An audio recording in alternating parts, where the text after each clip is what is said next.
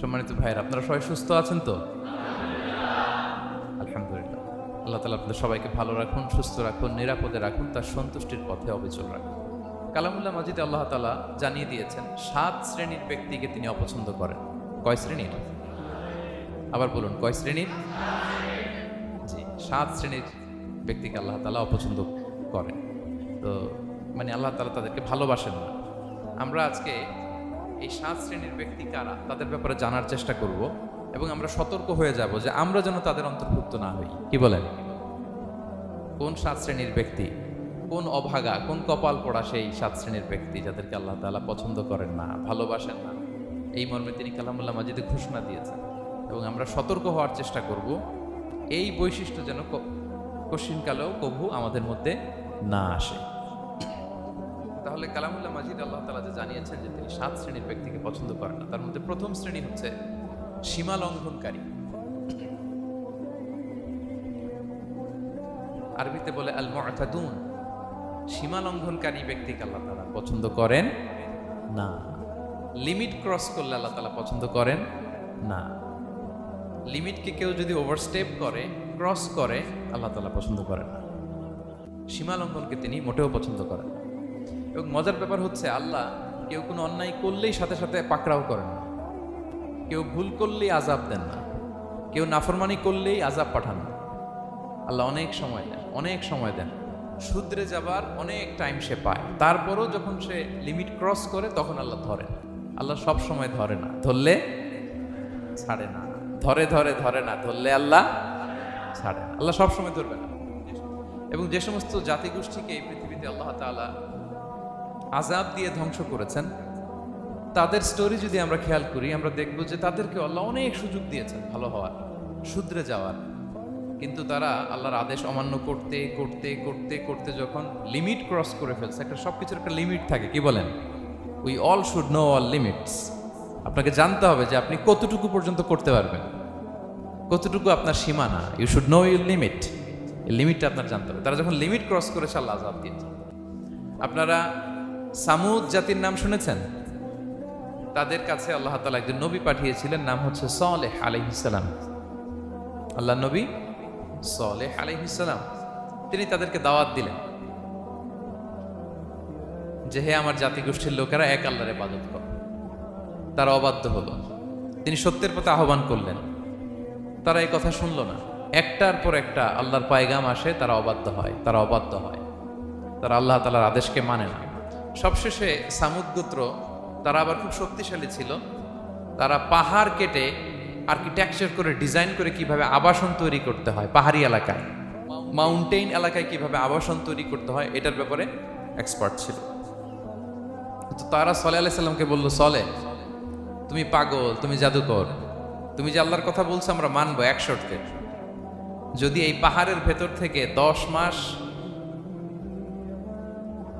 গর্ভধারিণী একটা উট যদি বের করে আনতে পারো, এমন একটা শি ক্যামেল উট যদি বের করে আনতে পারো, যেই উটের পেটের ভেতরে একটা বাচ্চা থাকবে এবং উটটা পাহাড় থেকে বের হয়েই বাচ্চা ভূমিষ্ঠ করবে, এরপরে উটের দুধ যেন আমরা খেতে পারি, তুমি যদি এটা দেখাইতে পারো তাইলে বুঝবো তুমি সত্য নবী।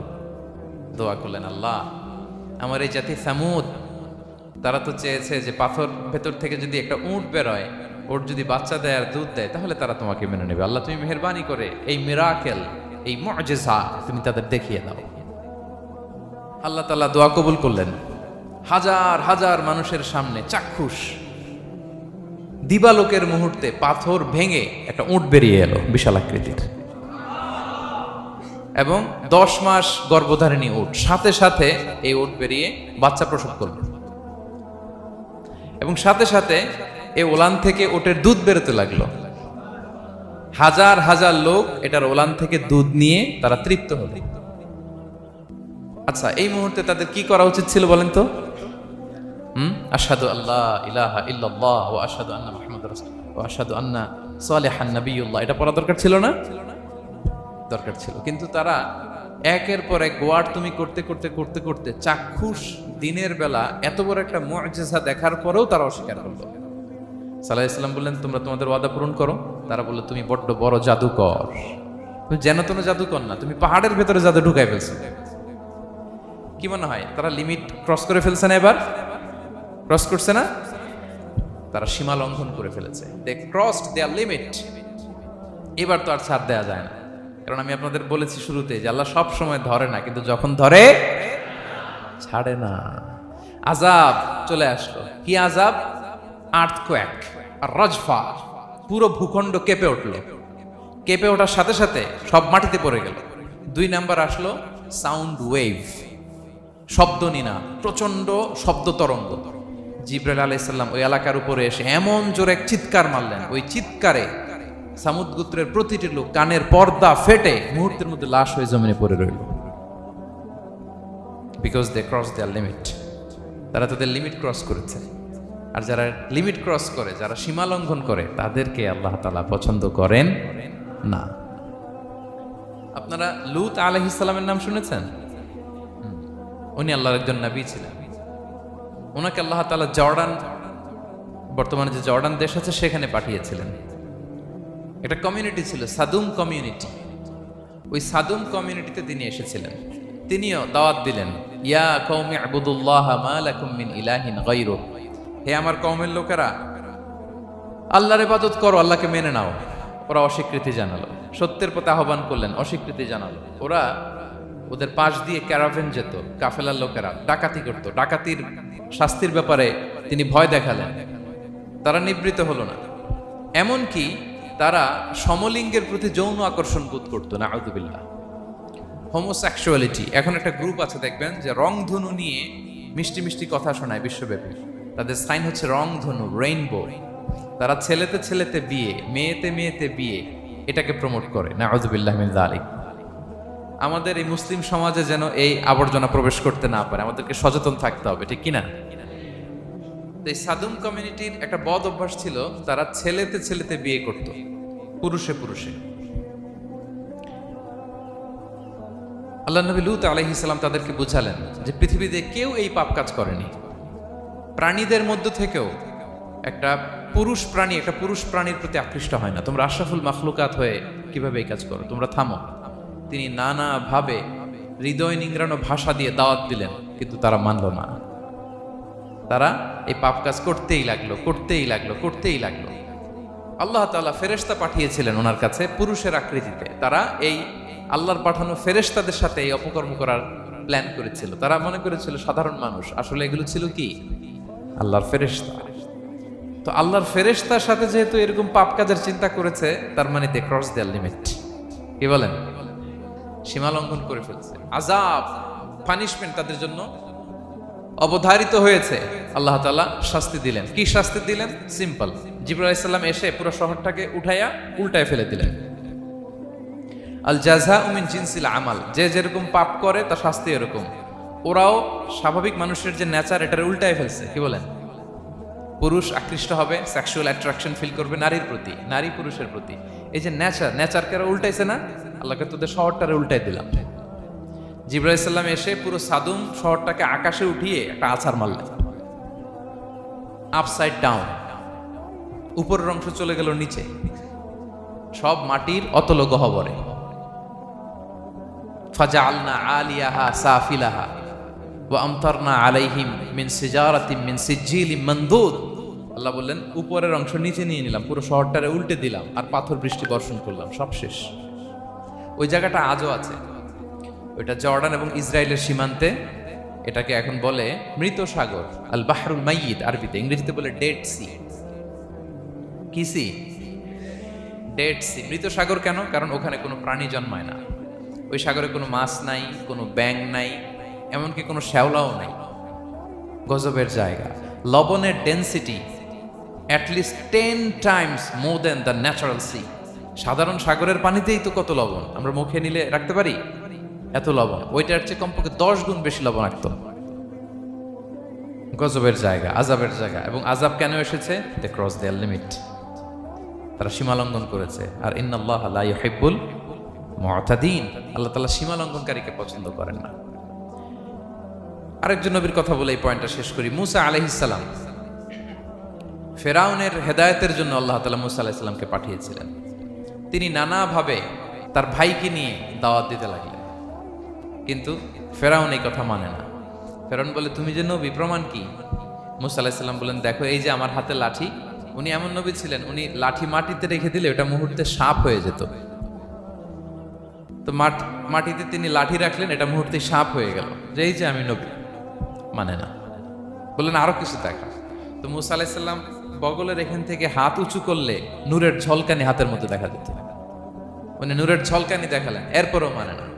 এরকম একটার পর একটা আল্লাহ নবী মুসা আলাইহিস সালাম মুআজিজা দেখাতে লাগলেন, কিন্তু ফেরাউন মানে না। শুধু মানে না এতটুকুই না, সবশেষে আল্লাহ নবী মুসা আলাইহিস সালামকে অ্যাসাসিনেশন, হত্যার পরিকল্পনা করলো তারা, যে বনি ইসরাইল মুসা এবং মুসার অনুসারী যারা আছে দুনিয়া থেকে সরাই দিতে হবে। ধরো মুসারে, ধরো মুসার অনুসারীদের ধরো। ধাওয়া পাল্টা ধাওয়া শুরু হলো। আল্লাহ নবী মুসা আলাইহিস সালাম বনি ইসরাইলকে নিয়ে বাঁচার জন্য ছুটলেন। ছুটতে ছুটতে সামনে লোহিত সাগর। দেখেন, একে তো আল্লাহর বিধান মানে নাই, এরপরে একটার পর একটা মুআজিজা আসলো, সেটাও মানে নাই। এখন নবীরে হত্যার জন্য ছুটছে। কি মনে হয় সীমালঙ্ঘন হয়েছে? একটু হয়েছে না অনেক?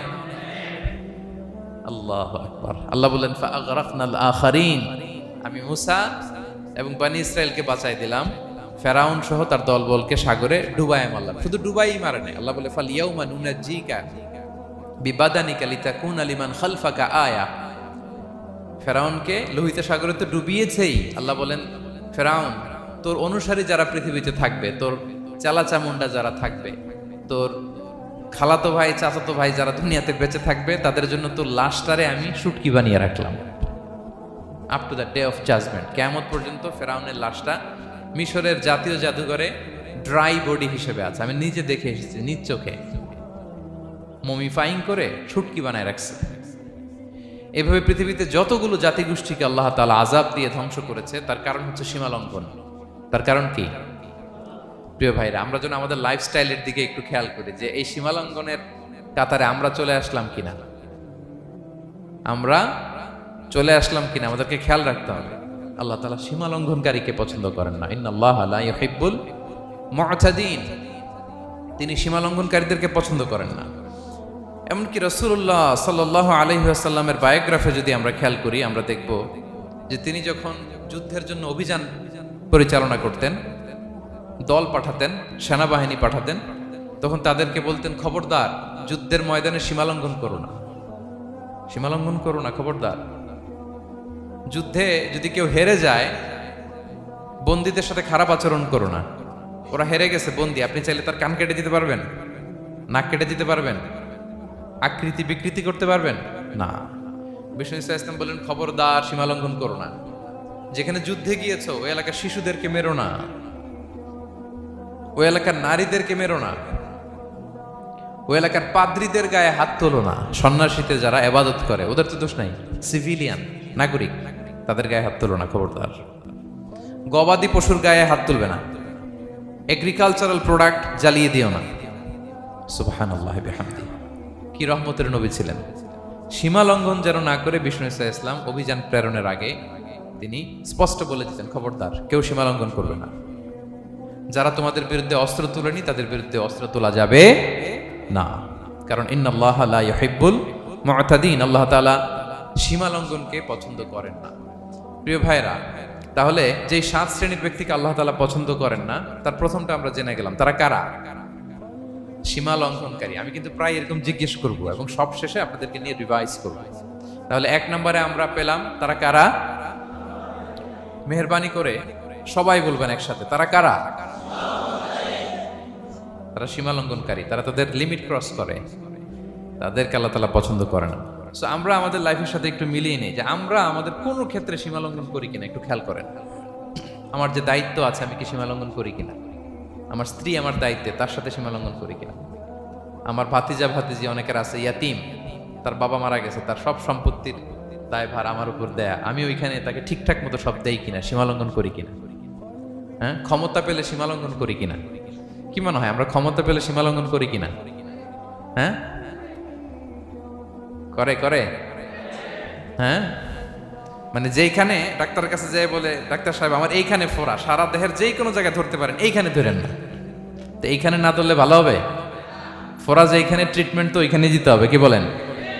রোগ যেখানে ওষুধও সীমা লঙ্ঘন। দায়িত্ব পেলে আমরা সীমা লঙ্ঘন করি। এমনকি আমরা যারা এবাদত করি, অনেকে এবাদতেও সীমা লঙ্ঘন করি। এবাদতেও না, ভারসাম্য থাকতে হবে, পরিমিতি বোধ থাকতে হবে। এবং মজার ব্যাপার হচ্ছে আল্লাহ তাআলা দোয়া এবং জিকিরের ক্ষেত্রে এই কথাটা উল্লেখ করেছেন যে তোমরা দোয়া জিকিরের ক্ষেত্রে সীমা লঙ্ঘন করো না। আল্লাহ তাআলা বলেন উদউ রাব্বাকুম তাদাররুআ ওয়া খুফিয়া ইন্নাহু লা ইউহিব্বুল মু'তাদিন। তোমরা আল্লাহকে ডাকো কেমন ভাবে? তাদাররুআ ওয়া খুফিয়া, সবিনয়ে গোপনে। সবিনয়ে ডাকো, চুপিসারে ডাকো, গোপনে গোপনে ডাকো, অল্প আওয়াজে ডাকো। কারণ কি? ইন্নাল্লাহা লা ইউহিব্বুল মু'তাদিন, আল্লাহ সীমা লঙ্ঘনকারীদেরকে পছন্দ করেন না। তাহলে আপনি যদি দোয়া করেন আল্লাহর কাছে, যখন জিকির করবেন বিনীতভাবে, চুপিসারে, সবিনয়ে, বিষ্ণু ঈসা ইসলাম যেভাবে শিখিয়েছেন ওইভাবে জিকির করবেন। নাকি জিকির করতে করতে মানুষের কাঁধে উঠবেন? উঠবেন না? ওঠে ওঠে, হ্যাঁ ওঠে। দেখেন আল্লাহ তাআলা যেইখানে 3 ফোঁটা দেওয়া দরকার 3 ফোঁটা দেয়, যেখানে 1 ফোঁটা ওইখানে 1 ফোঁটা দেয়। আল্লাহ তাআলা ইন্নাহু লা ইউহিব্বুল মু'তাদিন, আল্লাহ সীমা লঙ্ঘনকে পছন্দ করেন না। এই কথাটা ঢুকাইছে কোথায়? দোয়া আর জিকিরের মধ্যে। কারণ আল্লাহ জানে আল্লাহর কিছু বান্দা থাকবে তারা দোয়া এবং জিকিরের সময় কি করবে? সীমা লঙ্ঘন করবে। মাঝে মাঝে কিছু ভিডিও ক্লিপসে দেখা যায় জিকির করতে করতে আরেকজনের কাঁধের উপরে, যিনি জিকির পরিচালনা করতেছে তার মাথার উপরে। এখন আমি ওয়াজ করতেছি, আপনি যদি লাফাইতে লাফাইতে এসে আমার উপরে পড়েন, হ্যাঁ মাইকের উপরে যদি এসে পড়েন, আমার অবস্থা হবে কি? লাফাতে লাফাতে উপরে উঠে যায়, নিজে ইনজুর্ড হয়, পাশের শ্রোতাকে ইনজুর্ড করে, যিনি আলোচনা পরিচালনা করতেছে তাকে ইনজুর্ড করে। এরকম আছে না নাই? ইন্নাহু লা ইউহিব্বুল মু'তাদিন, আল্লাহ তাআলা সীমা লঙ্ঘনকে পছন্দ করেন না। তাহলে আমাদের প্রত্যেকের উচিত আমাদের লিমিট জানা, আমরা যেন আমাদের কখনো লিমিটকে ক্রস না করি। প্রিয় ভাইরা, এটা প্রতিটি ক্ষেত্রে, ইভেন ইবাদতে আমরা যেন সীমা লঙ্ঘন না করি। এই পয়েন্টটা মনে থাকবে আপনাদের? আচ্ছা, তাহলে 2 নম্বরে আমরা চলে যাই। 2 নম্বরে যে শ্রেণীকে আল্লাহ তাআলা পছন্দ করেন না তারা হচ্ছে জালিম বা অত্যাচারী। জালিম বা অত্যাচারী, যারা জুলুম করে তাদেরকে আল্লাহ তাআলা পছন্দ করেন না। আল্লাহ তাআলা বলছেন ফাআম্মাল্লাযীনা কাফারু ফাউআযিবুহুম আযাবান শাদীদান ফিদ দুনিয়া ওয়াল আখিরা ওয়া মা লাহুম মিন নাসিরিন।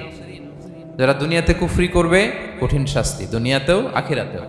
ওয়া আম্মাল্লাযীনা আমানু ওয়া আমিলুস সলিহাতি ফায়ুওয়াফিহিম উজুরাহুম, আর যারা ঈমান আনবে সৎকর্ম করবে তাদের প্রতিদান আমি আল্লাহ বুঝিয়ে দেব।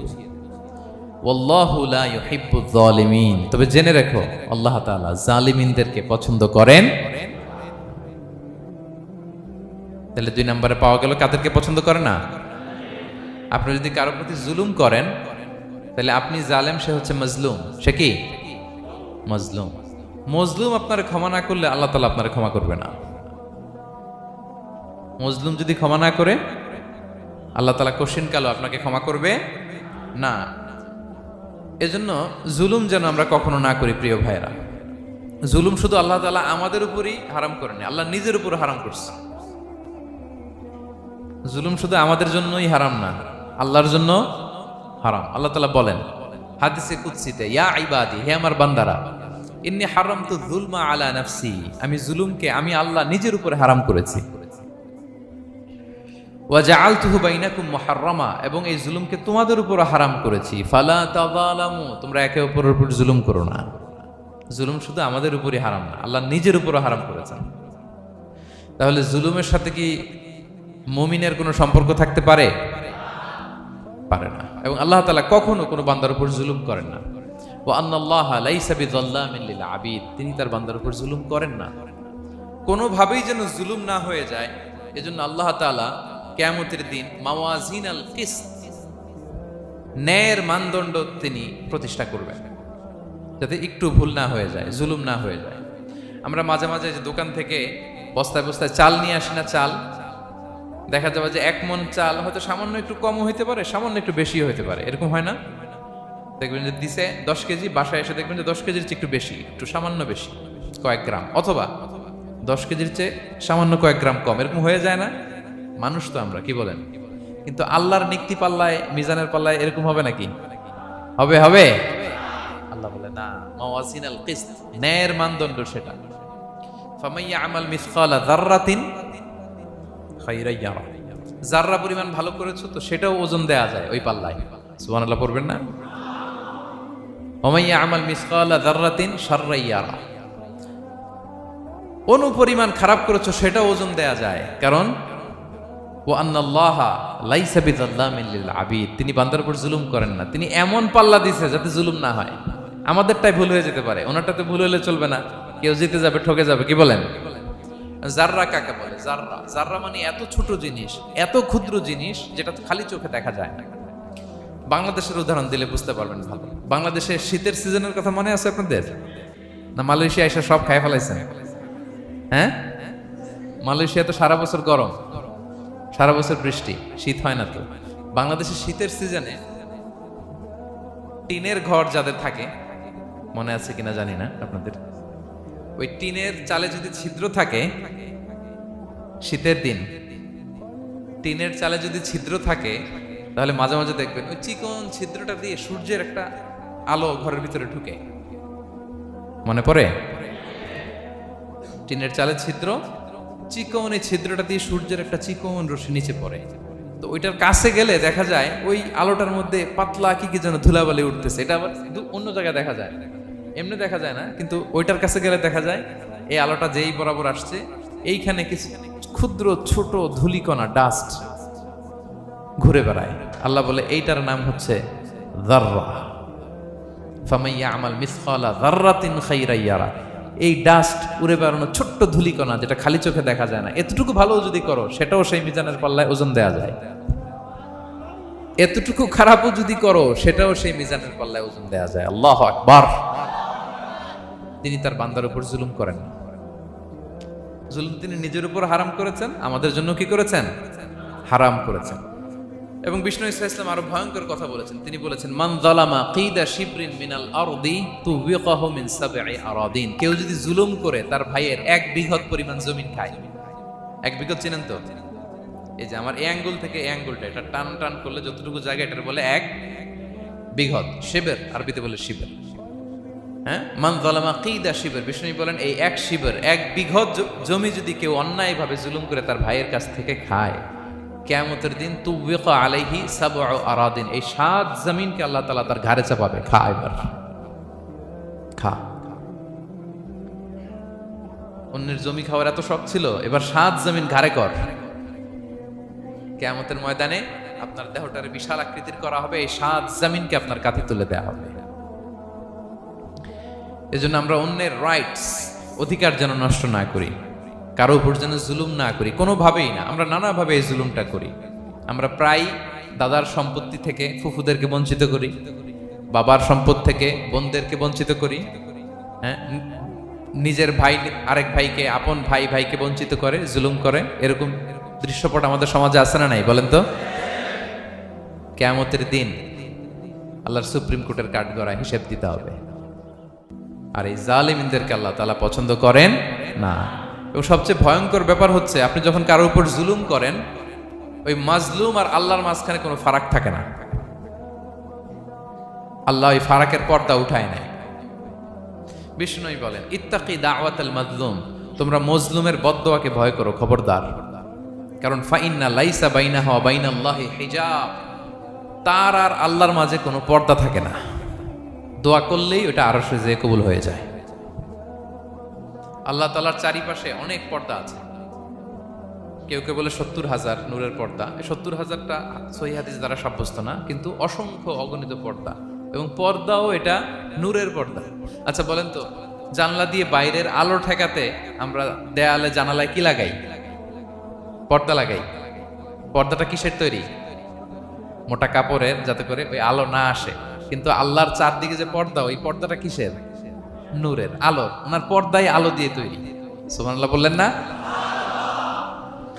বিষ্ণু বলেন, ইত্তাকি দাওয়াতাল মাজলুম, মজলুমের বদদোয়াকে ভয় করো। ফাইন্না লাইসা বাইনাহা ওয়া বাইনাল্লাহি হিজাব, কেউ যখন মজলুম হয়ে কেঁদে বদদোয়া করে, তার আর আল্লাহর মাঝে ওই পর্দা থাকে না। বদদোয়া করছে, ডাইরেক্ট কবুল।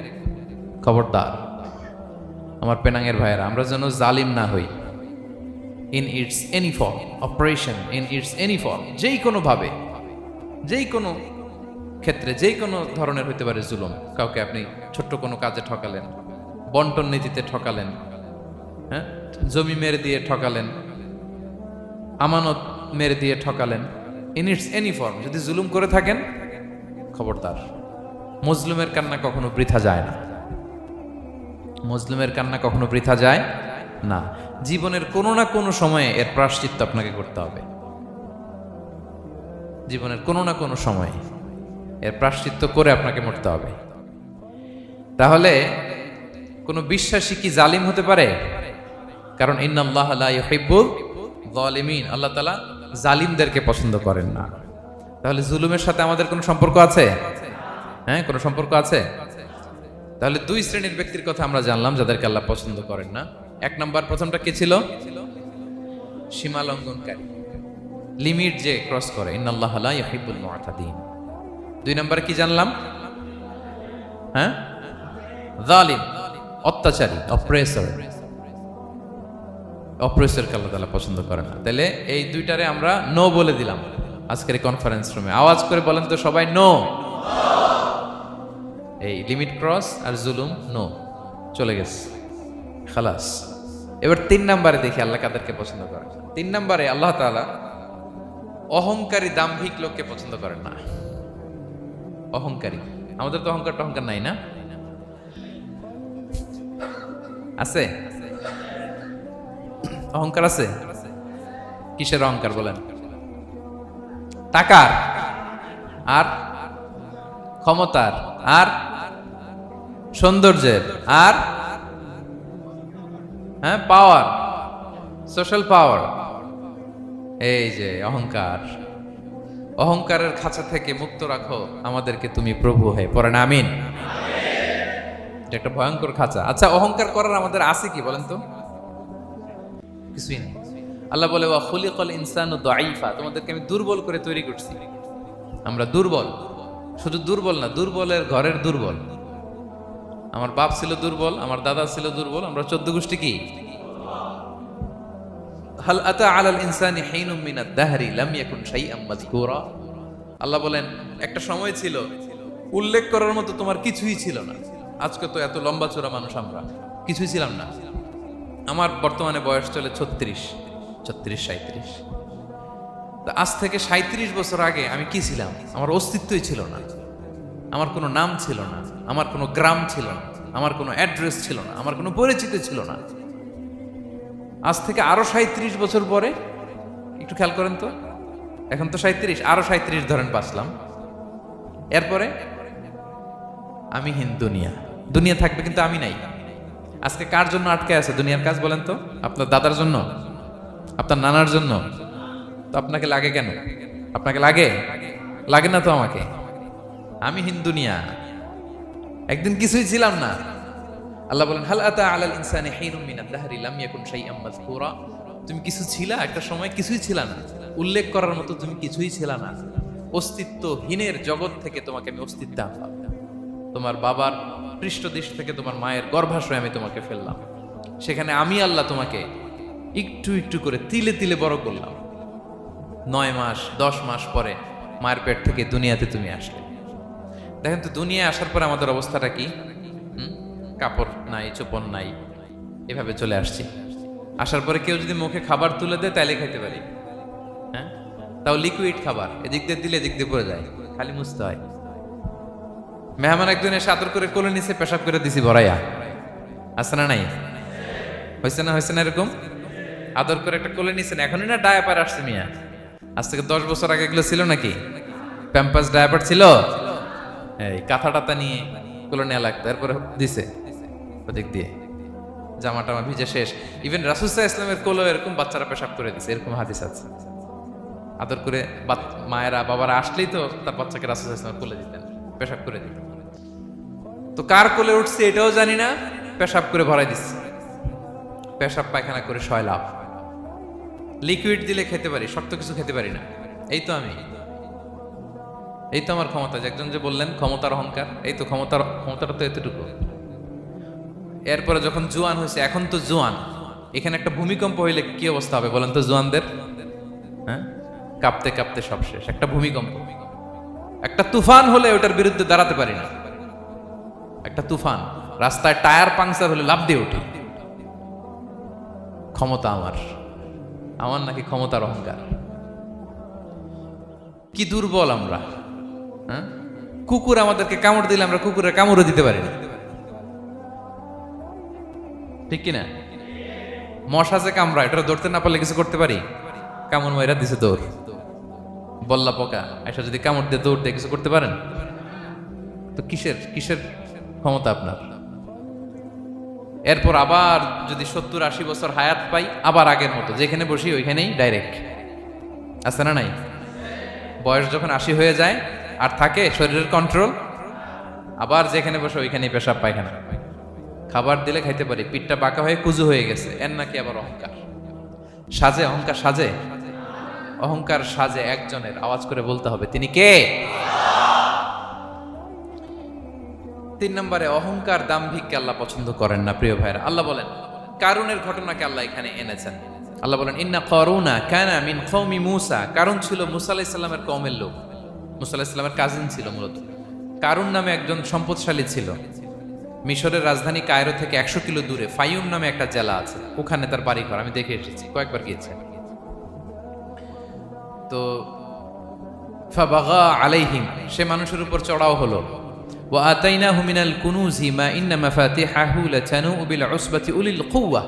আল্লাহ বলেন এই কারণকে আমি এত সম্পদ দিয়েছি, এত বেশি ছিল তার সম্পদ, সম্পদগুলো যে সে আলমারির ভিতরে রাখতো, ওই আলমারির যে চাবি হইতো, এই চাবিগুলোরে ওজন করার জন্য, কাঁধে নেওয়ার জন্য 10 জন পেশি শক্তি পুরুষ লাগতো। আলমারি রাখার জন্য না, কি রাখার জন্য? আলমারি ভর্তি যে সোনা দানা গহনা, ওইটা যে চাবি, ওই চাবিগুলা বহন করতে একদল পেশি পুরুষ লাগতো, এত সম্পদ।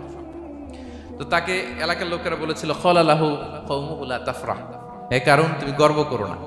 কারণ তাকে বলছিল মুসা আলাইহিস সালাম যাকাত দাও, সে বলতেছে আমি যাকাত দিব কেন? এই সম্পদ তো আমার। ইন্নামা উতিতুহু আলা ইলমিন ইনদি, আমি আমার বুদ্ধি খাটায় এই সম্পদ কামাইছি, আমার সম্পদ আমি খাবো, আমি যাকাত দিব কেন? আল্লাহ বলেন ইন্নাল্লাহা লা ইউহিব্বুল ফারিহিন। কারণ তুমি অহংকার করলে আমি আল্লাহ অহংকারকে বরদাস্ত করি না, অহংকারীদেরকে আমি আল্লাহ পছন্দ করি না। আমি অহংকারকে পছন্দ করি না, অহংকারকে আল্লাহ তাআলা পছন্দ করেন না। কি হয়েছিল কারণের নসিবে? আল্লাহ বলেন ফাখাসাফনা বিহি ওয়া বিদারিহিল আরদ ফামা কানা লাহু মিন ফিআতি ইয়ানসুরুনাহু মিন দুনিল্লাহ ওয়া মা কানা মিনাল মুনতাসিরিন। আল্লাহ বলেন সে যখন অহংকার দেখালো, আমি কারুনকে আর কারুনের সব সম্পদ মাটির ভেতরে দাবিয়ে দিলাম, মুহূর্তেই দাবিয়ে দিলাম। সহিহ বুখারীতে এসেছে ইয়াতাজালজালু ফিল আরদ, প্রতিদিন 1 বিঘত করে কারুন জমিনের ভিতরে যেতেই থাকবে, যেতেই থাকবে, যেতেই থাকবে কিয়ামতের আগ পর্যন্ত। আল্লাহু আকবার। কারণ অহংকার করেছিল। আল্লাহ বলে আমি অহংকারীদের পছন্দ করি না। সূরা লোকমানে আল্লাহ বললেন ওয়ালা তুসাইর খাদ্দাকা লিন্নাস, মানুষ থেকে মুখ ফিরিও না। ওয়ালা তামশি ফিল আরদা মারাহা, জমিনে অহংকার ভরে হেঁটো না। ইন্নাল্লাহা লা ইউহিব্বু কুল্লা মুখতালিন ফখুর, আল্লাহ তাআলা অহংকারীদেরকে, দাম্ভিকদেরকে পছন্দ করেন না। এই যে আমি বলছি যে 7 শ্রেণীর লোককে আল্লাহ পছন্দ করেন না, এটা আমার মন গড়া বানানো কথা। প্রতিটি কথার পেছনে কোরআনের যুক্তি আছে। কোরআনে আল্লাহ তাআলা বলছেন আল্লাহ অহংকারীদেরকে পছন্দ করেন না। ইংরেজিতে কি বলে? ইগো আছে আমাদের, হ্যাঁ ইগো, এটা ছেড়ে ফেলতে হবে, অহংকার করা যাবে না। আমার প্রিয় ভাইয়েরা একটু মনোযোগী হন, এই আয়াতের তাফসীরটা একটু সংক্ষেপে বুঝিয়ে দেই। আল্লাহ তাআলা বলছেন ইন্নাল্লাহা লা ইউহিব্বু কুল্লা মুখতালিন ফখুর, আল্লাহ কোন মুখতাল আর ফাখুরকে পছন্দ করেন না। মুখতাল আর ফাখুর মানে কি? মুখতাল মানে যে অহংকার করে মনে মনে। কিছু লোক আছে ভিতরে ভিতরে নিজের বড় মনে করে, বাইরে বলে না বা বলার সাহস পায় না, কিন্তু ভিতরে ভিতরে ভাবে আমি কোন হনুরে, কি বলে আমি কোন, আমি তো বড়, আরে আমার চেয়ে বড় বেশি জানে নাকি কেউ, আমার চেয়ে কিছু পারে নাকি, আমি তো, কিন্তু এটা মুখ দিয়ে বলে না, ভিতরে ভিতরে আছে না নাই? এদেরকে আরবিতে বলে মুখতাল। কি বলে? মুখতাল। আরেকজন ফাখুর, সে শুধু ভিতরে না, এটা প্রকাশ্যে বলে বেড়ায়, এটা আরো ডেঞ্জারাস। ফাখুর সে আরো খারাপ, সে প্রকাশ্যে তার অহংকার প্রদর্শন করে, বলে বেড়ায় যে আমি বড়, আমি বড়, আমি বড়। এই আমি বড় কথাটাই সবচেয়ে ভয়ঙ্কর। আমি বড় কথাটাই সবচেয়ে ভয়ঙ্কর। নিজে যাকে বড় বলে বড় সে, লোকে যাকে বড় বলে বড় সে হয়। আমার প্রিয় পেনাঙ্গের ভাইয়েরা, নিজেকে বড় মনে করা এটা শয়তানের স্বভাব। কার স্বভাব? বিনয়ী হওয়া এটা নবীদের স্বভাব। আল্লাহ তাআলা ফেরেশতাদেরকে বলেছিলেন উসজুদু লি আদম, তোমরা আদমকে সিজদা দাও। ফাসাজাদাল মালাইকা কুল্লুহুম, সবাই সিজদা দিল ইল্লা ইবলিস, কে ছাড়া? ইবলিস ছাড়া। সে নিজেকে বড় মনে করেছিল, শয়তান। কিভাবে? সে লজিক খাটাইলো আল্লাহর সাথে। সে লজিক দিয়ে আল্লাহর বলে, আল্লাহ ক্বালা আনা খায়রুম মিনহু, আল্লাহ আমি কেন সিজদা দেব? আমি তো আদমের চেয়ে শ্রেষ্ঠ, আমি বড়। আল্লাহ বলতেছে তুমি বড়? কেমনে বড়? শয়তান বলে খলাকতানি মিন নার, আপনি আমারে বানাইছেন কি দিয়ে?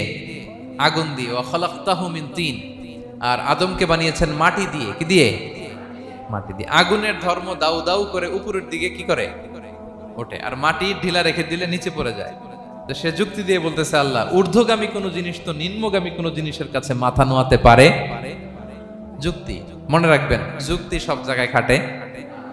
আপনার অফিসের যে বস, মালয়েশিয়ান ভাষায় বসরে কি বলেন আপনারা? ওকে, তোকে।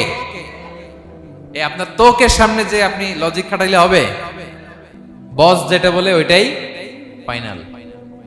তো আল্লাহ তাআলা আদেশ করেছিলেন সেজদা করার। সে সেজদা করলেই ভালো করতো, কিন্তু সে যুক্তি দিল আল্লাহ আমি শ্রেষ্ঠ, তাকে বানাইছেন মাটি দিয়ে, আমারে বানাইছেন আগুন দিয়ে, আমি কেন মাথা নত? আমি বড়। আমি বড় বলার সাথে সাথে দৃশ্যপট পাল্টাই গেল। আল্লাহ বলে বের হ, ফাখরুজ, বের হ, তুমি অভিশপ্ত, তুমি লানত প্রাপ্ত, তোমার স্থান হবে জাহান্নাম। তুমি নিজেকে বড় মনে করেছো, তাহলে বড় মনে করা এটা শয়তানের স্বভাব। কার স্বভাব? তা আমরা নিজেকে বড় মনে করব কখনো? আরো জোরে বলেন, করব? বিষ্ণু ঈসা ইসলাম নিজে নিজে ছোট থাকতে চাইতেন। তিনি দোয়ায় বলতেন আল্লাহুম্মা জাআলনি ফি আইনি সাগীরা ওয়া ফি আ'য়ুনিন নাসি কাবীরা, আল্লাহ আমার চোখে আপনি আমারে ছোট বানান, আল্লাহ মানুষের চোখে আপনি আমারে বড় বানান। বিশ্বনবী নিজের চোখে নিজে ছোট থাকতেন, কিন্তু গোটা বিশ্বের মানুষের চোখে বড় হয়েছেন না? কত বড়!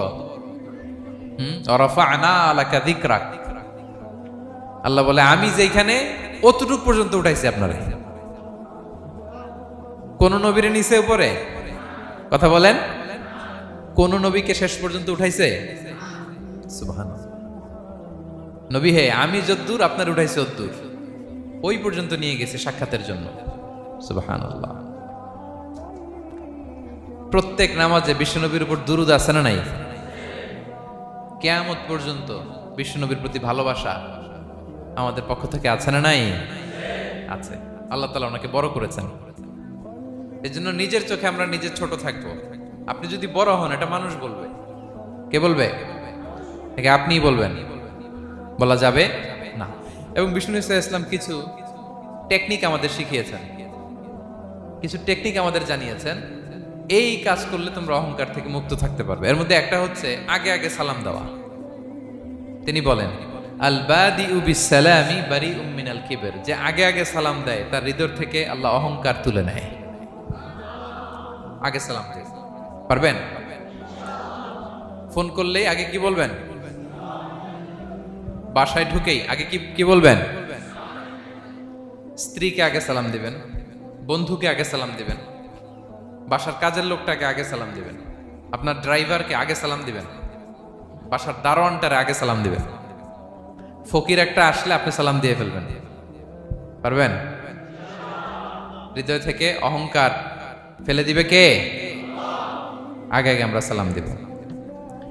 এবং তার চেয়ে ভয়ঙ্কর কথা হচ্ছে বিষ্ণু ইসলাম বলেন যে লা ইয়াদখুলুল জান্নাতা মান কানা ফি কলবিহি মিসকালু হাববাতি খারদাল মিন কিবর, যার হৃদয়ে সরিষার দানা পরিমাণ অহংকার থাকে, ওই ব্যক্তি কশিনকালেও আল্লাহর জান্নাতে প্রবেশ করার সুযোগ পাবে না। কশিনকালেও পাবে না। এর কারণ অহংকার আল্লাহর চাদর। অহংকার কার চাদর? আল কিবরিয়া রিদাই ওয়াল আযামাতু ইজারি, আল্লাহ বলে অহংকার আমার চাদর, বড়ত্ব আমার লুঙ্গি। যে এগুলো ধরে টান দেয় তারে আমি জাহান্নামে নিক্ষেপ করব। ফালা উবালি, আই ডোন্ট কেয়ার, আমি ওদিকে কেয়ার করি না, আমি তারে জাহান্নামে ফেলব। সো অহংকার আমাদের সাজে না। আমি শুরুতেই তো বললাম, আমাদের লাইফ সার্কেলটা একটু দেখাইলাম না, যে ছিলাম কই, অস্তিত্বহীন থেকে দয়া করে মায়া করে তিনি আমাকে অস্তিত্বে এনেছেন। কত ছোট্ট, কত ক্ষুদ্র, কত নগণ্য, কত দুর্বল ছিলাম আমরা। আবার যৌবনের একটা পিরিয়ড কাটিয়ে, যৌবনের সময় তো কতটা দুর্বলতা বললাম, আবার সে দুর্বল, মানে দুর্বল থেকে দুর্বল। এই হচ্ছে আমাদের লাইফ স্টোরি, লাইফ হিস্ট্রি। তাহলে অহংকার আমাদের সাজে, অহংকার তার সাজে যার কোনো ক্ষয় নাই, যার কোনো লয় নাই, যার কোনো অভাব নাই। হ্যাঁ, গোটা বিশ্ব তার মুখাপেক্ষী, তিনি কারো মুখাপেক্ষী না, ঠিক কিনা? গোটা বিশ্ব তার কাছে ঠেকা, তিনি কারো কাছে ঠেকা না, ঠিক কিনা? গোটা বিশ্ব তাদের সার্ভাইভালের জন্য তার প্রতি মুখ থুবড়ে পড়ে থাকে, তিনি কারোর জন্য বসে থাকা লাগে। অহংকার সাজে তার। আর এই আল্লাহর অহংকারের চাদর ধরে যে টান দেয়, আল্লাহ বলে ওরা আমি জাহান্নামে ফেলবো, আর তাদেরকে আমি পছন্দ করি না। আল্লাহ তাআলা অহংকারীদেরকে পছন্দ করেন না। তাহলে অহংকারকে আমরা না বলে দিব, নো বলবো, নো। আওয়াজ করে বলেন নো। শুধু মুখে মুখে নো নাকি অন্তর থেকে? এই তো আজকের এই দেওয়ান কুলিয়ার বাইরে ফেলে দিছে আমরা অহংকার। কি বলেন পেনাঙ্গের ভাইরা? আর অহংকার করব? আপনি বিনয়ী হন। মান তাওয়াদা তারাফা, বিষ্ণুই বলেন যে নিচু হয় আল্লাহ ওরে টাইনা উঁচু করে। আপনি বিনয়ী হবেন, আল্লাহ আপনার উঁচু করবে। আর আপনি উঠতে চাবেন, এক থাপ্পড় মেরে জমিনে আল্লাহ মিশাই দিবে। এজন্য বড়ত্ব, দাম্ভিকতা এটা আল্লাহর পোশাক, আমরা যেন তার পোশাক ধরে টান না দেই। এই পয়েন্টটা কি সবার কাছে ক্লিয়ার? আচ্ছা, কয়টা গেল? এক নম্বরে কি ছিল? হ্যাঁ, সীমা লঙ্ঘনকারীকে আল্লাহ তাআলা পছন্দ করেন না। দুই নাম্বার, এই তো মনে রাখছেন, মাশাআল্লাহ, অনেক এনার্জেটিক অডিয়েন্স, খেয়াল রাখছে। আর শুরুতে বলছিলাম তো, মনে রেখে দিছে, এজন্য যে ধরবে তো মাঝখানে। আচ্ছা, জালিমকে আল্লাহ পছন্দ করেন না। এইমাত্র যেটা বললাম, তিন নাম্বার, অহংকারী ব্যক্তিকে আল্লাহ পছন্দ করেন না। চার নাম্বার হচ্ছে অপচয়কারী বা অপব্যয়কারী। অপচয়কারী বা অপব্যয়কারী, এই শ্রেণীর ব্যক্তিকে আল্লাহ তাআলা পছন্দ করেন। আল্লাহ বলেন কুলু ওয়াশরাবু ওয়ালা তুসরিফু, তোমরা খাও পান করো, কিন্তু ওয়ালা তুসরিফু, তোমরা অপব্যয় করো না। ইন্নাহু লা ইউহিব্বুল মুসরিফিন, আল্লাহ তাআলা অপব্যয়কারীকে পছন্দ করেন না। অপচয়, প্রয়োজন নাই তারপরও খরচ, অপ্রয়োজনীয় খরচ, এটা আল্লাহ পছন্দ করেন না। ইভেন কি দানের ক্ষেত্রেও, আপনি যে দান করবেন, এখানেও ভারসাম্যপূর্ণ দানের কথা বলা হয়েছে। আল্লাহ বলছেন ওয়াল্লাযীনা ইযা আনফাকু লাম ইউসরিফু ওয়া লাম ইয়াকতুরু ওয়া কানা বাইনা যালিকা কাওয়ামা, যারা দান করে, দানের ক্ষেত্রে কৃপণতাও করে না, আবার সব দিয়ে দেন।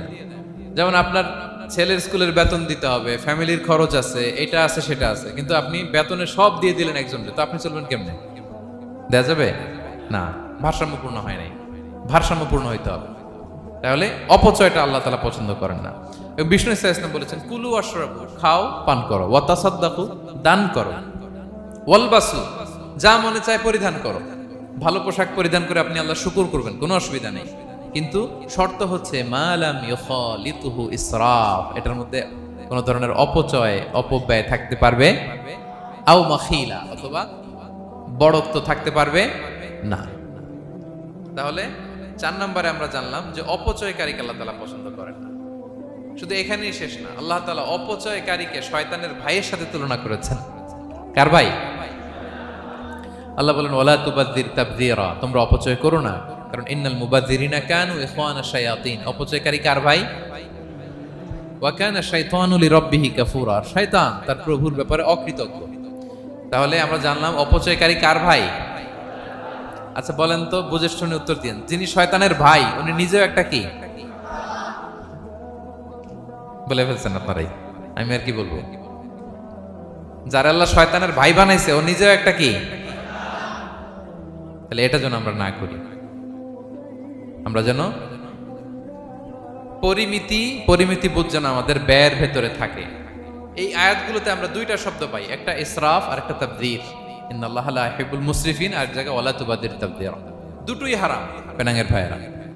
পার্থক্যটা কি? পার্থক্য হচ্ছে ইসরাফ মানে হচ্ছে বৈধ বা হালাল কোনো ক্ষেত্রে প্রয়োজনাতিরিক্ত ব্যয় করা, হালাল, কিন্তু আপনি অতিরিক্ত খরচ করছেন। বাসায় আম লাগবে 2 কেজি, কয় কেজি? 2 কেজি হলে সুন্দর খাওয়া যায়। নিয়ে আসছেন 10 কেজি, কয় কেজি? 3 দিন পরে এগুলো পচে টচে নষ্ট হয়েছে, অপচয় হয়েছে না? কিন্তু আম কিনা হালাল না হারাম? আম খাওয়া হালাল না হারাম? তাহলে এই যে হালাল জিনিসে প্রয়োজনাতিরিক্ত যে খরচ করছেন এটাকে বলে ইসরাফ, এটা নিষেধ। আরেকটা আল্লাহ যেটা আরো ভয়ঙ্কর, শয়তানের ভাই বানাইছে আল্লাহ যে কারণে, ওটার বলে তাবযীর। ওটা কি? তাবযীর হচ্ছে অবৈধ বা হারাম কোনো ক্ষেত্রে প্রয়োজনাতিরিক্ত ব্যয় করা। এমনি কাজটা হারাম। এমনি কাজটা কি বলেন তো? মদ খাওয়া কি?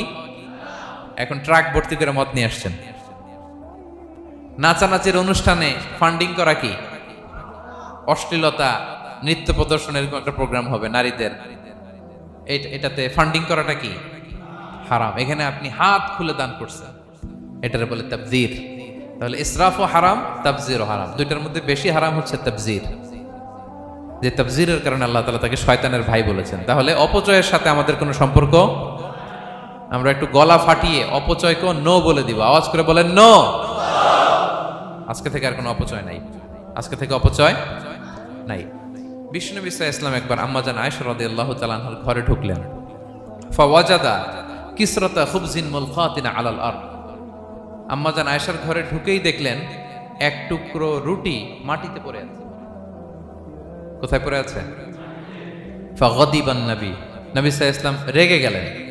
তিনি রাগান্বিত হলেন, প্রচন্ড রেগে গেলেন। রেগে আম্মাজান আয়েশাকে বললেন, আয়েশা, এই যে আল্লাহর রিজকে তুমি নষ্ট করছো, আল্লাহর রিজিকের মূল্যায়ন করতে শেখো আয়েশা। কোনো ঘরে যদি আল্লাহর রিজিক আসে আর ওই রিজিককে যদি মূল্যায়ন করা না হয়, তাহলে সে রিজিক আর এই ঘরে আসে না। কারণ এই রুটিটা খেয়েই তো তুমি বেঁচেছিলা, ঠিক কিনা? আজকে আমরা যেই রুটিটা, যেই ভাতগুলো ফেলে দিয়ে ডাস্টবিনে, এতটুকু খাইলে আমার কাশ্মীরের ভাইরা বেঁচে যাবে, এতটুকু পাইলেই আমার ফিলিস্তিনের ভাইরা বেঁচে যায়, এতটুকু পেলেই ওই ডাস্টবিনে মারামারি করে যারা খাবার খোঁজে ওরা বেঁচে যায়, ঠিক কিনা? এজন্য বিষ্ণু ইসলাম রেগে গেলেন। বিষ্ণু সবসময় রাখতেন না। রেগে বললেন, আয়েশা, আল্লাহর নেয়ামতের কদর করো। তোমার ঘরে রিজিক আসলে ওটারে যদি মর্যাদা না দাও, এই রিজিক তোমার ঘরে আর ঢুকবে না। নট নেসেসারি শুধু খাবারের ক্ষেত্রে, যে কোনো ক্ষেত্রে অপচয় যেন না হয়। অপচয়, অপব্যয় যেন না হয়। আমরা অনেক সময় করে ফেলি, খেতে বসলে অনেক খাবার নিয়ে ফেলি, অর্ডার করতে গেলে দোকানে অনেক অর্ডার করে ফেলি, রেস্টুরেন্টে, কিন্তু এই খাবারগুলো নষ্ট করা যাবে না। ডাস্টবিনে যেন না যায় আপনার কারণে। আপনি কি করবেন? লেফট ওভার ফুড সাথে করে বঙ্গুজে নিয়ে আসবেন। আপনারা তো বঙ্গুজ বলেন নাকি? পেনাঙ্গে কি বলে? বঙ্কুজ। হ্যাঁ, টেক অ্যাওয়ে বা বঙ্কুজ বললে ওরা বঙ্কুজ দিবে, নিয়ে আসবেন, বাসায় এনে রাতে খাবেন, তারপরের দিন খাবেন, অথবা কাউকে দিয়ে দিবেন। কিন্তু খাবার নষ্ট করা চলবে, কারণ ইন্নাল্লাহা লা ইউহিব্বুল মুসরিফিন, আল্লাহ তাআলা অপচয়কারীকে পছন্দ করেন। কথাটা কি বুঝতে পেরেছেন সবাই? আচ্ছা, কয়টা গেল? আর বাকি রইল কয়টা? 5 নাম্বার, খেয়ানতকারী। আমানতের খেয়ানত যে করে, বা বিশ্বাসঘাতক আমানতের খেয়ানত যে করে। অনেক লম্বা কথা, আমি যেহেতু সময় কম শেষ করে দিচ্ছি। ইন্নাল্লাহা লা ইউহিব্বুল খাইনিন, আল্লাহ তাআলা খেয়ানতকারীকে পছন্দ করেন, বিশ্বাসঘাতকতা যে করে। আল্লাহর কথা বাদ দেন, আমাদের সমাজে বলেন, কেউ যদি বিশ্বাসঘাতকতা করে আমরা পছন্দ করব? করব না, তাকে কেউ পছন্দ করে না। ইন্নাল্লাহা লা ইউহিব্বু মান কানা খাওয়ানান আসিমা, পাপী খেয়ানতকারীকে আল্লাহ পছন্দ করেন না। এবং মুনাফিকের আলামত রাসূল সাল্লাল্লাহু আলাইহি ওয়াসাল্লাম বলেছেন, কি দেখে মুনাফিক চিনবা? তিনি বলেছেন 3 জিনিস দেখে মুনাফিক চিনবা। 1, ইযা হাদ্দাসা কাযাবা, মুনাফিক কথা বললে মিথ্যা বলে। কথা বললে কি করে? ওয়া ইযা ওয়াআদা আখলাফা, ওয়াদা করলে খেলাফ করে। 3 নম্বরে ওয়া ইযা আতুমিনা খানা, মুনাফিকের কাছে আমানত রাখলে খেয়ানত করে। আমানতের খেয়ানত, এটা মুনাফিকের আলামত। শুধু মুনাফিকের আলামতই না, এটা কিয়ামতের একটা আলামত। আল্লাহ বলেন, ইন্নাল্লাহা ইয়া'মুরুকুম আন তুআদ্দুল আমানাতি ইলা আহলিহা, আল্লাহ তাআলা আদেশ করেছেন আমানতের যে হকদার তার হাতে তার আমানত পৌঁছে দাও। আদেশটা কার? সবাই বলুন, আদেশ কার? আল্লাহর। আমানতের খেয়ানত এটা মুনাফিকের আলামত এবং কিয়ামতের আলামত। এক বেদুইন এসে রাসূল সাল্লাল্লাহু আলাইহি ওয়াসাল্লামকে বলল, ইয়া রাসূলুল্লাহ, মাতা সাআ, কিয়ামত কবে হবে? কি কবে হবে?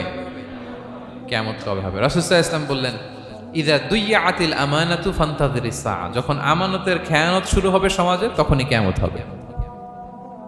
সে বলল, ইয়া রাসূলুল্লাহ কাইফা ইদাআতুহা, আমানতের খেয়ানত আবার কেমনে হয়? সহজ সরল মানুষ, আমানতের খেয়ানত হয় কেমনে? বিষ্ণু বললেন, ইদা উসিদাল আমরু ইলা গায়রি আহলিহি ফান্তাযিরিস সাআ, যে লোক যেই কাজের যোগ্য নয় তাকে যখন সেই কাজে বসিয়ে দেয়া হবে তখনই কিয়ামত হয়ে যাবে। এখন এটা আছে না নাই সমাজে বলেন? হ্যাঁ, যে যেই কাজের যোগ্য না সেই কাজ সে পায় না। সবাই বলেন তো, যে যেই চেয়ারে বসার যোগ্যতা রাখে না ওই চেয়ারে সে বসে কি বসে না? নেতা হওয়ার যোগ্যতা নাই, নেতা হয়ে গেছে। পদের যোগ্যতা নাই, পদ পেয়ে গেছে। চাকরির যোগ্যতা নাই, ওই যে উপর থেকে ফোন আসছে, ফোনের ঠেলায় চাকরি হয়ে গেছে। দেশেরও 12টা বেজে গেছে। এইভাবেই আমানতের খেয়ানত হয়। প্রিয় ভাইরা, আমানত ব্যাপারটা অনেক বড়। অনেকে মনে করে, আপনারা কি বোরিং হয়ে যাচ্ছেন? আর অল্প, আর ম্যাক্সিমাম 10 মিনিটস। প্রিয় ভাইরা, আমানত এই ব্যাপারটা অনেক বড়। অনেকে মনে করে, একজন আমার কাছে একটা মোবাইল রেখে গেছে, বলছে ভাই এই মোবাইলটা আগামী সপ্তাহে এসে নিয়ে যাব। তো অনেকে মনে এইটাই শুধু আমানত, অনেকে ভাবে। বা 10,000 রিঙ্গিট রেখে বলল 3 দিন পরে এসে আমি টাকাটা তোমার কাছ থেকে নিব। তো আপনি দিয়ে দিলেন, এটা তো আমানতদার হলেনি। কিন্তু শুধু এতটুকু আমানত নয় প্রিয় ভাইয়েরা আমার।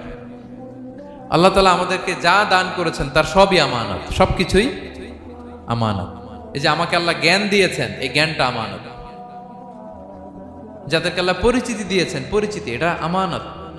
আমার অর্থ, আমার সন্তান, আমার ক্ষমতা, আল্লাহর দেয়া প্রতিটি নিয়ামতই আমানত। এবং এই আমানতের ব্যাপারে আল্লাহ তাআলা জিজ্ঞেস করবেন। আপনি একটা প্রতিষ্ঠানের প্রধান, এই প্রতিষ্ঠান আপনার কাছে আমানত। আপনি মসজিদের সভাপতি, এই মসজিদ আপনার কাছে আমানত। আপনি চেয়ারম্যান, এই ইউনিয়ন পরিষদটা আপনার কাছে আমানত। কি বলেন? আপনি MP, member of the parliament, এই নির্বাচনী এলাকাটা আপনার কাছে আমানত। আপনি রাষ্ট্রপ্রধান, পুরো রাষ্ট্রের প্রতিটি ইঞ্চি আপনার কাছে কি? এই আমানতের খেয়ানত যখন হবে, বিষ্ণু বললেন তখনই কিয়ামতের অপেক্ষা করো, ফান্তাযিরিস সাআ, কিয়ামত হয়ে যাবে। তাহলে খেয়ানতকারীকে আল্লাহ তাআলা পছন্দ করেন না, আমানতের খেয়ানতকে পছন্দ করেন। আর আমানত এটা ব্যাপক বিষয়। আমার জ্ঞান, আমার ক্ষমতা, আমার পরিচিতি, আমার সন্তান, আমার স্ত্রী, সবকিছু আমানত। এবং এগুলোর ব্যাপারে আল্লাহ তাআলা আমাদেরকে জিজ্ঞেস করবেন। কয়টা গেল? তাহলে খেয়ানতকে আমরা নো বলে দিব। আওয়াজ করে বলেন নো। একটা সাথে আমাদের সম্পর্ক নেই। 6 নম্বরে হচ্ছে ফাসাদ সৃষ্টিকারী, বিশৃঙ্খলা সৃষ্টিকারী। সমাজে যারা বিশৃঙ্খলা সৃষ্টি করে তাদেরকে আল্লাহ পছন্দ করেন না। আল্লাহ বলেন, ইন্নাল্লাহা লা ইউহিব্বুল মুফসিদিন, আল্লাহ তাআলা ফাসাদ সৃষ্টিকারীদেরকে কখনো পছন্দ করেন না। সমাজে নানাভাবে, সামাজিকভাবে ফাসাদ, রাজনৈতিকভাবে ফাসাদ, অর্থনৈতিকভাবে ফাসাদ, এই যত ফাসাদ বিশৃঙ্খলা আছে এগুলোর হোতা যারা, তাদেরকে আল্লাহ পছন্দ করে না। নানাভাবে দেখবেন যে সমাজে অনেকে ফাসাদ সৃষ্টি করে। আমাদের বাংলাদেশে কিছুদিন আগে কাঁচামরিচের দাম বেড়ে গেছে না? কেমনে বাড়লো? নিশ্চয়ই কেউ সিন্ডিকেট করছে, নিশ্চয়ই কেউ মজুদদারি করছে, নিশ্চয়ই এখানে কেউ ফাসাদ তৈরি করছে, ঠিক কিনা? প্রতিটি সেক্টরে আপনি খুঁজে দেখবেন ফাসাদ, হ্যাঁ, মারামারি, বিশৃঙ্খলা, ফাসাদ। এই কিছুদিন আগে এক নির্বাচনের প্রার্থীকে ধরে পিটাইছে, সবাই দেখলাম আমরা, তাই না? এটা ফাসাদ হয়েছে না? বিশৃঙ্খলা হয়েছে না? এই আপনি যদি ধরে ধরে বলেন, পরিবারে, সমাজে, রাষ্ট্রে, অর্থনীতিতে, বাজারে, প্রতিটি জায়গায় ফাসাদ আছে না নাই? আল্লাহ তাআলা বলেন, ইন্নাল্লাহা লা ইউহিব্বুল মুফসিদিন, এই ফাসাদ সৃষ্টিকারীকে আল্লাহ তাআলা পছন্দ করে না। মদিনাতে এই যে টিকিটের দাম, সুন্দর কথা বলছেন, টিকিটের দাম বাড়ায় যারা দেয়, সেম গোস টু দেম, তাদেরও একই কথা, ফাসাদ সৃষ্টিকারী আর মুফসিদুন। এই যে আমাদের হাজিদের এত টাকা লাগে কেন? 50,000 টাকার টিকিট হয়ে গেছে কয় লাখ? 2 লাখ, কয় 1 লাখ। হজে যারা গেছে 1,95,000 টাকা করে পড়ছে একজনের টিকিট। কিয়ামতের দিন আল্লাহর সুপ্রিম কোর্টের কাঠগড়ায় তোমাকে দাঁড়াতে হবে। পাই টু পাই সেদিন হিসেব নিয়ে আল্লাহ তাআলা ছাড়বেন, ঠিক কি না? সেদিন হবে আসল খেলা। এখন তো আমরা মাইক পেলেই বলি খেলা হবে, কিন্তু আসল খেলা কবে? লক্ষ লক্ষ কোটি মানুষের সামনে আল্লাহ তাআলা আপনার এই কোমর ফাঁস করে দিবেন। আল্লাহ তাআলা আপনাকে অপমানিত করে ছাড়বেন। তাই কোনো ফাসাদের সাথে, বিশৃঙ্খলার সাথে মুমিনের কোনো সম্পর্ক থাকতে পারে না। মদিনায় মুনাফিকেরা এই ফাসাদ তৈরি করত। যখন তাদেরকে বলা হতো তোমরা ফাসাদ করো কেন, ওয়া ইযা কিলা লাহুম লা তুফসিদু ফিল আরদ ক্বালু ইন্নামা নাহনু মুসলিহুন, তারা বলতো আরে ফাসাদ কি, আমরাই তো ভালো মানুষ, আমরাই তো ভালো মানুষ, আমরাই তো ভালো কাজ করি। আল্লাহ বলে না, আলা ইন্নাহুম হুমুল মুফসিদুনা ওয়ালাকিন লা ইয়াশউরুন, ওরাই ফাসাদ সৃষ্টিকারী, ওরাই ফাসাদ সৃষ্টিকারী, ওরাই সমাজে বিশৃঙ্খলা সৃষ্টিকারী। ওদের ভেতরে এক, বাইরে আরেক, তার নাম মুনাফিক, ঠিক কিনা? মুনাফিকের সহজ সংজ্ঞা কি জানেন? ভিতরে লালন করে একটা অনুভূতি বা ভাবে একটা, কিন্তু মুখ দিয়ে বলে, তার মানে ভেতরে এক বাইরে আরেক, তার নাম দুই মুখ সাপেরা। এদিকে যায় বলে আপনার লগে আছে, আপনি খুব ভালো, ওদিকে যায় বলে আরে না না উনি কি, উনি তো খুব খারাপ মানুষ, আপনি অনেক সবচেয়ে ভালো, আমি আপনার সাথে আছি। এরকম ডাকাইতে আছে না নাই? দুমুখ সাপ, ডাবল স্ট্যান্ডার্ড, নেহি এদার নেহি ওদার, দারমিয়ান মে সাদার বাদার, ডানেও না বায়েও না, মাঝখানে সদর বদর, বুঝেন? দুই নৌকার মধ্যে দুই পা দিছিলেন কখনো? কয় দিছি। অবস্থা কি হয়েছিল তোমার বলো? হ্যাঁ, পড়ে গেছিল? পড়বে। দুই নৌকায় দুই পা দেওয়া যায় না, হয় এই পা এদিকে নিয়ে আসতে হবে, না ওদিকে চলে যেতে হবে। দুই পা দিলে এই উল্টায় পড়বে। মুনাফিকদের স্বভাব এটা, দুমুখ সাপ, ডাবল স্ট্যান্ডার্ড মেনটেন করে, টু ফেসড পার্সোনালিটি এরা। যেদিকে বৃষ্টি ওদিকে ছাতা, উপরে ফিটফাট, ভিতরে সদরঘাট। তাদেরকে যখন বলা হয় তোমরা ফাসাদ সৃষ্টি করো না, ওরা বলে আরে আমরাই তো ভালো। আল্লাহ বলে না, তোমরাই ফাসাদ সৃষ্টিকারী, তোমরা জানো না। তো এই ফিতনা ফাসাদকে আল্লাহ হত্যার চেয়েও জঘন্য বলেছেন। তিনি বলেছেন আল ফিতনাতু আকবারু মিনাল কতল। এই ফিতনা সৃষ্টি করা, সমাজে পণ্যের দাম বাড়ানো, কাঁচামরিচের দাম বাড়ানো, অন্যের হক নষ্ট করা, টিকিটের দাম বাড়ানো, মজুদদারি করা, সমাজের স্বাভাবিক সামাজিক রাজনৈতিক ভারসাম্য যারা নষ্ট করে, এগুলো সব মুফসিদুন। সব কি? মুফসিদুন, ফাসাদ সৃষ্টিকারী, ফিতনাবাজ। আকবারু মিনাল কতল, সমাজের স্বাভাবিক যে ধারা, এই ফ্লোটাকে তারা নষ্ট করে। এবং ফাসাদের মাধ্যমে যদি কারো ক্ষতি করে, কাউকে কেউ হত্যা করে, সেজন্য গোটা বিশ্বের সবাইকে হত্যা করে। আল্লাহ বলেন মান কাতালা নাফসান বিগাইরি নাফসিন আও ফাসাদিন ফিল আরদি ফাকান্নামা কাতালান নাসা জামিআ। অন্যায়ভাবে ফাসাদের মাধ্যমে যখন কেউ কাউকে হত্যা করে, সেজন্য গোটা বিশ্বের সবাইকে হত্যা করে।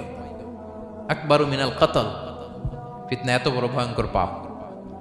তো এই ফিতনার সাথে, ফাসাদের সাথে, ফাসাদ সৃষ্টি করা, বিশৃঙ্খলার সাথে আমাদের কোনো সম্পর্ক, কারণ ইসলাম শান্তির ধর্ম। কিসের ধর্ম? শান্তির ধর্ম। কোনো অন্যায়, বিশৃঙ্খলা, বোমাবাজি, সন্ত্রাসবাদ, টেরোরিজম, এগুলোর সাথে ইসলামের কোনো সম্পর্ক, শান্তির ধর্ম। এজন্য আল্লাহ তাআলা ফাসাদ সৃষ্টিকারীদেরকে পছন্দ করেন। কয়টা গেল? সব শেষ হচ্ছে মন্দ কথার প্রচারক। আমার ভাইয়েরা, কি কথা? কোন ধরনের বাজে কথা, মন্দ কথা, অশালীন কথা, অশ্লীল কথা আমরা মুখ দিয়ে উচ্চারণ করব। কোন ধরনের বাজে স্ট্যাটাস, মন্দ স্ট্যাটাস, অশালীন স্ট্যাটাস আমরা ফেসবুকে দিব? কারো এরকম অশালীন স্ট্যাটাস শেয়ার দিব? নেভার, কখনো দিব না। আল্লাহ পছন্দ করেন। আল্লাহ বলেন লা ইউহিব্বুল্লাহুল জাহরা বিসসুই মিনাল কওলি ইল্লা মান যুলিম ওয়া কানা আল্লাহু সামিআন আলিমা। কোনো খারাপ কথা কেউ প্রকাশ করবে, পাবলিক করবে, ওপেনলি বলে বেড়াবে, এটা আল্লাহ পছন্দ করে না। কিন্তু সে যদি মাজলুম হয় সেটা ভিন্ন কথা। কোন ধরনের অশ্লীল কথা, অশালীন কথা মুমিনের মুখ দিয়ে বেরোতে পারে। রাসূল সাল্লাল্লাহু আলাইহি ওয়াসাল্লামের ব্যাপারে দেখেন, আনাস রাদিয়াল্লাহু কি বলেন? তিনি বলেন লাম ইয়াকুনিন নাবিয়্যু সাল্লাল্লাহু আলাইহি ওয়াসাল্লাম সাব্বাবান। বিষ্ণু সাল্লাল্লাহু আলাইহি ওয়াসাল্লাম মুখ দিয়ে কোনোদিন কাউরে বকা দেয় নাই, গালি দেয় নাই। ওয়ালা ফাহাশান, আমার নবী কখনো তার জবান মোবারক দিয়ে অশালীন কথা বলেন নাই। ওয়ালা লাআনান, কাউকে লানত তিনি করেন নাই। সুবহানাল্লাহ পড়েন। তো সেই নবীর উম্মত হয়ে আমরা কোনো খারাপ কথা বলবো, অশালীন কথা? একসাথে বন্ধুরা যখন বসেন আড্ডা দিতে, যে অনেকে অশ্লীল কথা বলে ফেলে, আছে না নাই? বন্ধুরা কি বলেন আপনারা? Cowan Cowan Cowan. তো এই যে একসাথে বসতে যে অনেক সময় অশালীন অশ্লীল কথাবার্তা অনেকে বলে ফেলে, এদেরকে আল্লাহ তাআলা পছন্দ করে না। এই জাতীয় কথা যেন আমাদের মুখ দিয়ে কখনো বের না হয়। এবং অশ্লীলতার প্রচার যারা সমাজে ঘটায়, আল্লাহ বলে তাদেরকে দুনিয়াতেও আমি লাঞ্ছিত করব, শাস্তি দেব, আখিরাতেও দেব। আল্লাহ তাআলা বলছেন, ইন্নাল্লাযীনা ইউহিব্বুনা আন তাশিআল ফাহিশাতু ফিল্লাযীনা আমানু লাহুম আযাবুন আলীম ফিদ দুনিয়া ওয়াল আখিরাহ। যারা চায় মুমিনদের মাঝে অশ্লীলতা ছড়িয়ে পড়ুক, তাদেরকে দুনিয়া আখিরাতে আমি লাঞ্ছিত করে ছাড়ব। দুনিয়ায় লাঞ্ছিত, আখিরাতেও লাঞ্ছিত। দুনিয়াতেও আযাব, আখিরাতেও। এজন্য অশ্লীলতার সাথে আমাদের কোনো সম্পর্ক নাই। আমরা কোনো অশ্লীল কথা যেন আমরা না বলি। এখন অশ্লীলতার সয়লাভ, নাটকের নামে, সিনেমার নামে, বিনোদনের নামে, আছে না নাই? এই যে ডিভাইস, হ্যাঁ, সয়লাভ, আপনি ঢুকবেন আর বেরোতে পারবেন না, এমন ভাবে আপনাকে এঙ্গেজ করে রাখবে। এগুলোর সাথে মুমিনের কোনো সম্পর্ক আছে না। মুমিন যেটাই করবে ওটা হালাল পন্থায় করবে, ঠিক কিনা? তাই কোনো অশ্লীলতাকে আমরা শেয়ার দিব না। সোশ্যাল মিডিয়ায় কোনো অশ্লীল ভিডিও দেখবো না, শেয়ারও দিব না। কোনো অশ্লীল নাটক, সিনেমা এগুলো আমরা দেখবো না। দিনকে দিন এটা এমন ভাবে গ্রাস করতেছে, আমাদের সমাজটাকে শেষ করে ফেলতেছে এক এক নামে। পত্রপত্রিকা আমরা দেখি এখন নতুন কি আসছে, ওটিটি প্ল্যাটফর্ম। এরপরে কি আসছে, ওয়েব সিরিজ, আছে না নাই? গত কিছুদিন আগে আমি সোশ্যাল মিডিয়া দেখলাম বিভিন্ন জনে স্ট্যাটাস দিচ্ছে, তৈ তৈ তৈ তৈ তৈ, বয়াম পাখি কই। তো আমি ভাবছি হয়তো কোনো বিখ্যাত কবির কবিতা শেয়ার দিচ্ছে। আমি পরে সার্চ দিয়ে দেখি সর্বনাশ, একটা ইন্টারভিউ দেখলাম একজন, এটা নাকি কোন একটা ওয়েব সিরিজ বা মুভি, এই জাতীয় কিছু একটা। তো দেখেন, কবিতার নামে, গানের নামে, সাহিত্যের নামে, সংস্কৃতির নামে, এন্টারটেইনমেন্টের নামে, বিনোদনের নামে এই অশ্লীলতার সয়লাভ, ঠিক কিনা? এই অশ্লীলতার সাথে আমাদের কোনো সম্পর্ক আছে? আমরা যেন মুখ দিয়ে উচ্চারণ না করি এগুলো, ঠিক কিনা? বিষ্ণুই বলেন, ইন্নাল আবদা লা ইয়াতাকাল্লামু বিল কালিমাতি মা ইয়াতাবায়ানু ফিহা ইয়াজিল্লু বিহা ইলান নার আবআদা মিম্মা বাইনাল মাশরিকি ওয়াল মাগরিব। বান্দা অনেক সময় মুখ দিয়ে এমন কথা মুখ ফসকে বলে ফেলে, এটা যে কত ভয়ঙ্কর, এটা যে তারা জাহান্নামে নিক্ষেপ করবে সে কল্পনাও করতে পারে না। আপনার একটা কথা থেকে আপনি জাহান্নামের অধিবাসী হতে পারেন। এই জন্য সোশ্যাল মিডিয়া ব্যবহারের ক্ষেত্রে আমরা সাবধান। যে কোনো ধরনের গুজব, মিথ্যা কথা, হক্স নিউজ, অশ্লীলতা, স্ক্যান্ডাল, এগুলোর সাথে আমাদের কোনো সম্পর্ক নাই। আমরা সবসময় যেন শালীনতার মধ্যে থাকি, সত্যের পক্ষে থাকি। কথা বুঝতে পেরেছেন?